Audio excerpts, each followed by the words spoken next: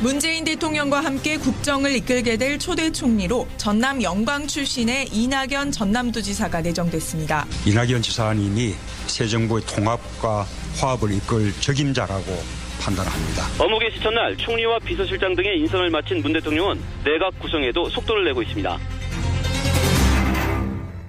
예, 간략한 취임식을 하고 야당 대표 만나고 총리, 비서실장, 국정원장, 경호실장 임명하고 일자리위원회 설립에 서명까지 했습니다. 단 하루 만에 이루어졌습니다. 속전속결입니다. 그런데요, 이제 청와대 수석과 장관 임명이라는 큰 산이 남아있죠. 특히 인사청문회를 통과해야 하는 총리와 장관의 경우에는 야당의 공조가 필수입니다. 그게 협치의 첫 시험대가 될 것 같습니다. 그래서 아마 이분이 상당히 신중하게 대통령과 머리를 맞대고 고민하고 계실 것 같은데요. 오늘 첫 번째 인터뷰 더불어민주당 통합정부추진위원회의 박영선 위원장 만나보죠. 박영선 의원님 안녕하세요. 네, 안녕하십니까. 당선 후에 다른 분들은 조금 여유가 생기신 것 같은데 박 의원은 통합추진위원회라는 중책을 맡으셔서 어떻게 더 바빠지신 것 같아요. 네. 자, 문재인 대통령이 탄생한 후에 제일 많이 들려오는 단어가 바로 통합입니다. 통합. 아마 어제 그 이낙연 총리 내정도 이 통합을 고려한 인사로 아는데 이게 맞죠? 네, 그렇습니다. 예. 어떻게 의미를 평가하세요? 이낙연 국무총리 같은 경우는 호남이 나의 국정의 동반자다라고 후보 시절에 말씀하시지 않았습니까? 예, 예. 그것을 이제 아주 강하게 표현하셨다. 저는 이제 그렇게 보고 있고요. 임종석 비서실장의 경우에는 예. 청와대가 그동안에 그 비서실장이 왕실장으로 불리면서 장관 위에 군림을 해왔었는데 그렇죠. 이 군림하는 청와대의 모습을 혁신하는 청와대, 젊은 청와대로 완전히 바꾸겠다는 의지의 표현이다. 어허. 그래서 그 대통령께서 청와대의 그 참모들과 격의 없이 토론하고 예.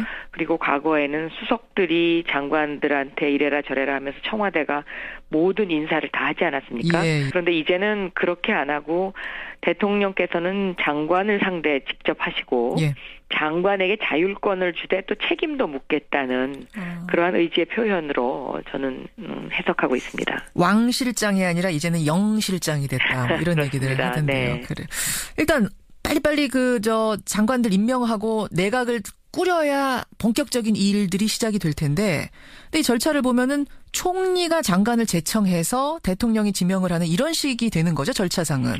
그렇습니다. 그 정식 절차를 거치려면 지금 아마 좀 시간이 많이 소요될 것으로 보입니다. 예, 예. 전 지금 뭐 질문을 드리려고 했냐면, 네. 이낙연 총리 내정자가 국회 인준을 빨리 못 받으면, 그러니까 인사청문회 빨리 통과 못하면 장관 제청권은 황교안 총리가 행사를 해야 되는 이런 상황이 벌어지는 게 아닌가. 지금 이게 어떻게 되는 건가 궁금해서요.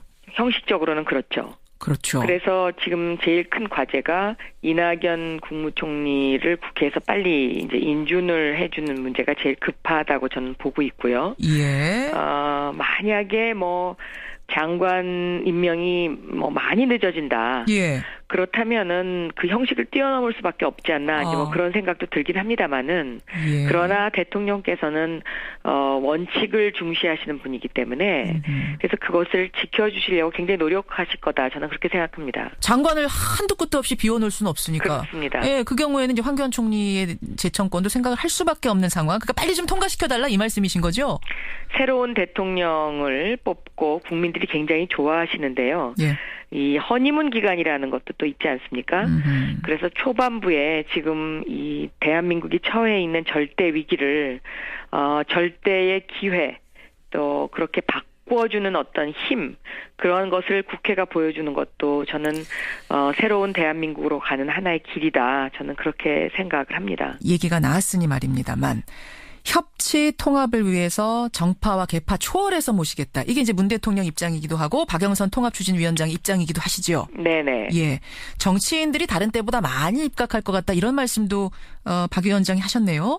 네, 제가 질문이 있길래 답변을 그렇게 했습니다. 네. 그러면 혹시 그 내각의 장관으로 다른 당 야당 인사도 참여할 수 있는 겁니까? 거기도 문이 열려 있는 겁니까? 그렇다고 생각합니다. 왜냐하면 후보 시절에도 이 통합정부 문제 때문에 제가 한 2차례 보고를 드린 적이 있는데요. 예. 그때 대통령이 직접 이렇게 말씀하셨습니다. 어떻게요? 합리적 진보 예. 그리고 개혁적 보수 예. 요렇게 말씀을 하셨고요. 그 합리적 진보 개혁적 보수에 해당하는 사람과 함께 일을 하겠다. 그리고 정의를 추구하는 가치가 같은 사람은 당적과 상관없이 일하겠다라는 게 대통령의 직접 워딩이었습니다. 네. 그래요. 네네. 아니 근데 제가 이 부분에 관심이 가는 이유는 야당의 정치인이 장관으로 임명되는 거 이거는 아주 이례적이고 아주 파격적인 얘기이기 때문에 그냥 이론상 아이디어 차원에서 얘기할 수는 있지만 이게 진짜 현실적으로 뭐가 논의가 되고 있는 건가? 누구한테 제안을 하신 건가? 이게 궁금해서요. 아니면 그냥 아이디어 차원인 건지. 그것까지는 제가 잘 모릅니다. 저는 어떤 사람을 했으면 좋겠다 이런 일을 한 게 아니고요. 물론 그렇긴 통합정부 합니다만. 추진위원회는 원칙과 가치, 철학에 관한 것을 제안을 했었기 때문에 예. 그것까지는 잘 모르겠습니다만은 대통령의 그 깊은 마음 속에는요. 예. 그 대한민국 통합 드림팀을 만들겠다는 간절한 염원이 있으시더라고요. 그래서 아마 뭔가 마음속에 두고 계신 분은 있다라고 저는 생각합니다. 그렇군요. 네. 그렇군요. 국민의당, 바른정당, 정의당 다 대상입니까? 저는 다 대상이다라고 보고 있습니다. 자유한국당도 혹시 들어갑니까? 자유한국당도 그중에 뭐 예를 들면 탄핵에 동참을 했다든가 예. 정의로운 가치를 추구하는데 동참하신 분은 가능하다라고 저는 보고 있습니다. 그런 분이라면 네. 가치가 통한다라고 보고 거기까지 열어놓겠다. 네네. 알겠습니다. 이 질문은 성립할지 모르겠습니다만 많이들 궁금해하셔서 제가 질문 드릴게요. 대선 기간에 SNS상에서 많이 나오던 얘기가 뭐냐면 정의당의 심상정 후보를 어떤 협치의 상징으로 노동부 장관으로 기용하면 어떻겠느냐 이런 네. 얘기들 아시죠? 네네. 제가 심상정 대표 의중하고는 전혀 상관없이 제가 그냥 질문 드립니다. 어떤가요? 저는 뭐 가능성 있는 이야기다라고 생각하고요. 저희가 보고 드릴 때 그 말씀도 드렸습니다. 예를 들면 예. 오바마 정부가 그 열린 백악관이라고 해서 예. 10만 명 이상이 백악관 홈페이지에다가 직접 실명으로 뭐 예를 들면 사람을 청구하거나 아니면 정책을 이야기하거나 예. 뭐 무엇이 잘못됐다고 이야기를 하면 예. 거기에 대해서 한 달 안에 답변을 하도록 하는 그 제도를 운영하고 있거든요. 그래요. 우리 청와대도 이런 것을 했으면 좋겠다 해서 예로 예. 그런 말씀을 드렸습니다. 그러니까 예를 들면 음흠. 어떤 특정인을 어떤 장관을 시켰으면 좋겠다라고 국민들이 10만 명이 같이 동시에 예. 실명으로 그것을 원하면 저는 대통령께서 그것은 한번 검토하실 거라고 생각하고 예. 그 저희가 건의드린 것 중에 인사추천제도, 그러니까 인사추천제도 가운데 예. 국민추천제를 제도로서 도입해달라고 했거든요. 그러셨군요. 네. 그렇다면 이것도 SNS상에서 떠도는 정도가 아니라 진짜 뭔가가 이루어질 수도 있는 얘기다. 그렇습니다. 그러니까 국민추천위원회라는 어떤 제도를 만들어서 예. 국민들이 보기에 투명하게 운영을 하면 그것도 하나의 좋은 방법이다. 적재적소의 인사를 배치할 수 있는. 거기 긍정적으로 받아들여지고 있습니까? 분위기는? 그 제안? 현재까지 제가 그 대통령께서 후보 시절에 보고를 드린 거니까요. 예. 그때는 대통령께서 굉장히 긍정적으로 생각하셨습니다. 그렇군요. 예. 그러면 유승민 후보 얘기도 사실 많이 돌았는데 그것도 불가능한 얘기 아닌가요? 저는 그렇다고 생각합니다. 그렇군요. 네. 알겠습니다. 박영선 통합추진위원장 지금 만나고 있습니다. 인사 얘기가 나온 김에 조금만 더 해보죠. 어제 오후에 큰 화제가 됐던 인물이 조국 교수입니다. 예. 민정수석에 내정이 됐다. 이런 보도가 나오다가 오후 조금 뒤에는 유력한 후보자 2명 중에 1명이다. 이렇게 바뀌긴 했습니다만 화제가 됐던 이유는 이분은 줄곧 법학자였습니다. 그러니까 검찰이나 국정원이나 법원 같은 현장 출신이 아니라는 점. 기존의 민정수석을 우리가 떠올려 보면은 대부분이 현장 출신이었죠. 그냥 그쪽 조직을 잘 알아야 되니까. 어떻게 보세요? 저는 어제 그 보수 언론에 있는 분의 그 워딩을 그냥 좀 활용하고 싶은데요. 예. 이렇게 얘기하시더라고요. 만약에 조국 교수가 민정수석에 내정이 된다면 그 조국 교수를 민정수석으로 임명했다는 그것 하나 자체가 개혁의 상징 아니냐. 그렇게 긍정적으로 보고 계시던데요. 개혁의 상징. 네네. 그러니까 더 이상 검찰 장악하고 국정원 장악하는 청와대가 되지 않겠다라는 의지의 표명. 예. 그렇군요. 검찰 개혁을 조국 교수, 조국 민정수석이 진두지휘할 것이다. 아주 과감하게 할 거다라는 얘기 나오던데 이것도 맞나요? 뭐 개혁의 이정표를 내세우는 거는 맞는데요. 예. 민정수석이 검찰 인사에 관여하지 않는 것. 예. 그거 하나만으로도 저는 굉장한 개혁이다라고 보고 있습니다. 아하. 지금까지의 검찰 인사는 예. 청와대에서 모든 것을 다 했거든요. 그렇죠. 그래서 검찰이 마치 청와대의 충견과 같은 그런 그 정의를 추구하는 것이 아니라 권력을 추구하고 강한 자에게 약해 왔었는데 저는 민정수석이 그런 어떤 검찰의 인사를 직접 지휘하지 않는다는 그 한 가지 사실만으로도 정치 검찰이 아닌 건강한 검사들에게 예. 희망을 주지 않을까 그렇게 생각합니다. 그렇게 보세요. 법무부 장관의 역할이 큽니다. 검찰 개혁 모든 대선 후보들이 똑같이 얘기했던 부분이고 결국 이 개혁을 중심을 잡고 해나가야 될 사람이 법무부 장관인데 박영선 위원장도 하마평에 오르시더라고요. 그거는 그냥 언론에서 제가 법사위원장도 하고 법사위에 오래 있었으니까. 워낙 해박하시니까요, 그쪽으로. 제안 받으셨어요? 아직 그런 단계에는 이르지 않았을 겁니다. 그 어떤 장관 인사와 관련해서는 예. 대통령께서 마음에 두고 계신 분은 있으시겠지만 아직 그런 때는 아니죠. 네. 제안이 만약 온다면? 저는 그런 어떤 능력을 갖고 있다고 생각하지는 않습니다. 그건 겸손의 이제 말씀이실 테고. 제안이 온다면 그럼 고민은 해보시겠습니까? 아니 그런 이야기를 오늘 하는 것은 답은 안 하실 줄 알았습니다만 네. 워낙 하마평에 오르셔서 제가 당사자께 질문해봤고 아무튼 새 정부의 기대가 크고요. 통합추진위원장, 통합이라는 막중한 임무를 맡으셨기 때문에 박영선 의원에게 걷는 기대도 큽니다. 앞으로 잘 지켜보겠습니다. 네. 고맙습니다. 감사합니다. 예, 박영선 더불어민주당 통합추진위원장이었습니다.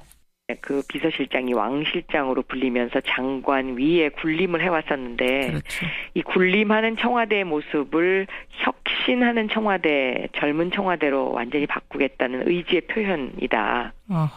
그래서 그 대통령께서 청와대의 그 참모들과 격의 없이 토론하고 예. 그리고 과거에는 수석들이 장관들한테 이래라 저래라 하면서 청와대가 모든 인사를 다 하지 않았습니까? 예. 그런데 이제는 그렇게 안 하고 대통령께서는 장관을 상대 직접 하시고 예.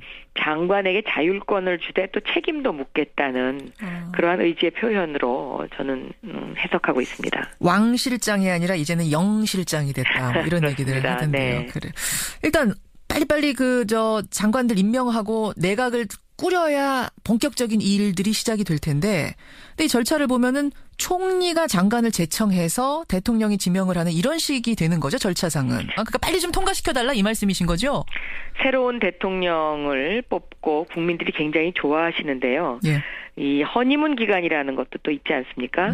그래서 초반부에 지금 이 대한민국이 처해 있는 절대 위기를 절대의 기회 또 그렇게 바꿔주는 어떤 힘 그런 것을 국회가 보여주는 것도 저는 새로운 대한민국으로 가는 하나의 길이다. 저는 그렇게 생각을 합니다. 얘기가 나왔으니 말입니다만 협치 통합을 위해서 정파와 계파 초월해서 모시겠다. 이게 이제 문 대통령 입장이기도 하고 박영선 통합추진위원장 입장이기도 하시죠. 네네. 예, 정치인들이 다른 때보다 많이 입각할 것 같다. 이런 말씀도 박 위원장이 하셨네요.